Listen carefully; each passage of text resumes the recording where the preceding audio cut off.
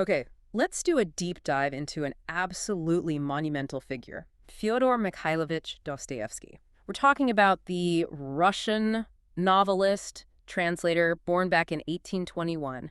And his work, I mean, it went so far beyond just literature. Oh, absolutely. It fundamentally reshaped philosophy. Hmm. You can draw a straight line from him to movements like existentialism, to thinkers like Nietzsche. So our goal here is to really get into what formed him, look at his huge literary achievements, and, what timeless lessons his work still offers you today. And to get him, you have to start with the paradox of his childhood. It's just full of tension. How so? Well, he was born in the Mariinsky Hospital for the Poor, but his father, a doctor there, actually managed to secure hereditary nobility for the family. Wow. So he's living with this constant clash between, what, poverty and privilege. Exactly. And it led to this very strict, pious upbringing. His escape was literature, which was completely at odds with the path chosen for him. Which is military engineering, of all things. A poet forced into a military uniform. That conflict is central to everything that comes later. But the event that forged his character came in 1849, right? His arrest. Yes, as a member of the Petrashevets secret society. What was this group that the Tsar saw as such a threat? They were basically a gathering of radical intellectuals, utopian socialists, you could say. They were just reading forbidden books, questioning the autocracy. And for that, he was condemned to death by firing squad. Yes, and this is where his life becomes almost unbelievable. The mock execution. On the Semyonovsky Platz, I mean, can you just imagine? They're lined up, the sentence is read, they're waiting for the shots. And only at the absolute last second is the pardon announced.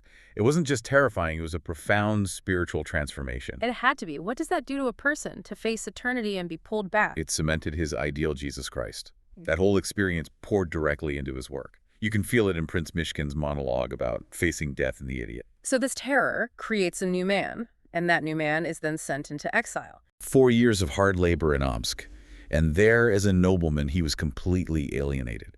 He had to break through that to truly understand the people around him. And that experience became a book itself. Notes from the House of the Dead. It's this groundbreaking, raw work. People compared it to Dante's Descent into Hell. It's an unflinching look at the human soul under extreme pressure. And all of that laid the foundation for what we now call the Great Pentateuch, his 5 major novels. Exactly. Crime and Punishment, The Idiot, Demons, The Adolescent, then of course the brothers Karamazov. Let's zoom in on Crime and Punishment because there's such a key insight there. Right. His goal was to show what happens after the crime.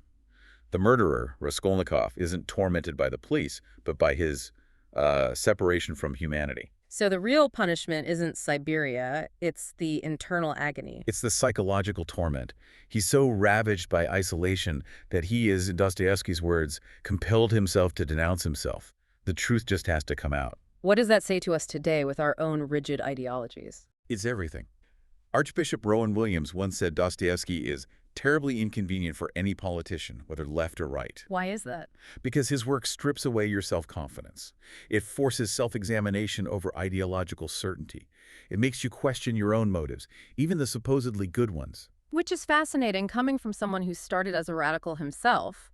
But he connected this internal struggle to something bigger. He did. In his 1880 Pushkin speech, he gave this maxim that really defined his later years. What was that? He said, "To become a true Russian perhaps only means to become the brother of all people, an all human, if you will." A call for universal brotherhood, born from the deepest self-knowledge. It's the whole arc of his life, from a death sentence to this call for universal love. And he leaves us with a final provocative thought that sums it all up. It's the epigraph for the brothers Karamazov. Verily, verily, I say unto you, except a corn of wheat fall into the ground and die, it abideth alone. But if it die, it bringeth forth much fruit. So the question for you to mull over is, what was the truth he discovered in that moment before the firing squad? This idea that genuine rebirth, bringing forth fruit, requires the death of the old self.